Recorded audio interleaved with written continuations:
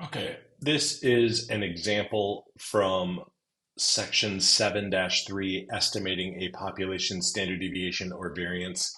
This is question number 4 or 7.3.14-T. Listed below are speeds in miles per hour measured from traffic on a busy highway. This simple random sample was obtained at 3:30 p.m. on a weekday.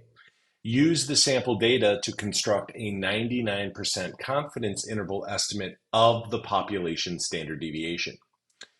So they've given us a data set here. So we're going to go ahead and open this data set in StatCrunch. And in doing so, I'm going to do my best to arrange my screen so that both windows show up on one screen.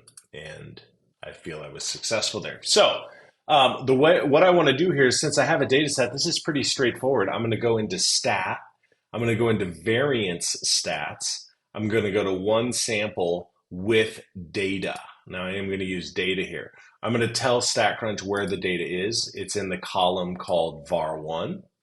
I'm not doing a hypothesis test. I am doing a confidence interval, and I'm going to change my level from 95, which is the default, to 99, because that's what this particular exercise is asking me to use as my confidence level. Now, just in case it asks for my critical values, I am going to have StatCrunch go ahead and compute those.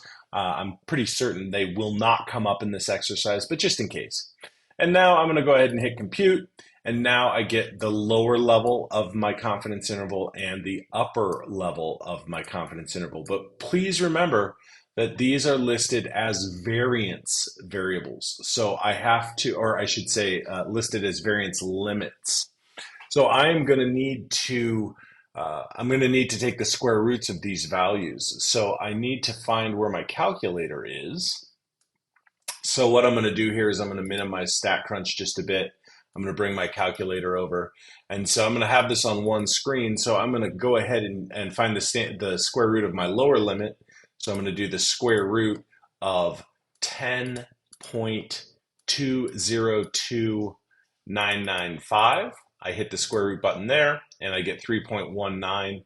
I'm going to do the second. I'm going to do my upper limit now. I'm going to do the square root of 104.87005, and I hit enter, and I get those two values there. So now what I'm going to do is I'm going to try to get all of this arranged on one screen. So my lower limit here is this first square root to one decimal place, which we're going to call that 3.2. And my upper limit is this square root of the upper limit of 104. So it's this square root of 10.2. And if I haven't made any mistakes, I should get both of those right, and I do.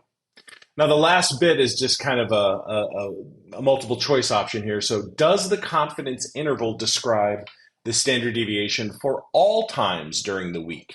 Choose the correct answer below. Well, this simple random sample was just obtained on a weekday at 3:30 p.m. So since it's so limited, since this data set is so limited, it could not possibly represent all the days of the week.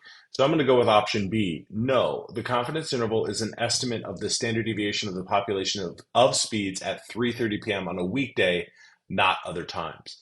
So I'm going to go ahead and run with that, and we should get that one right, and we do.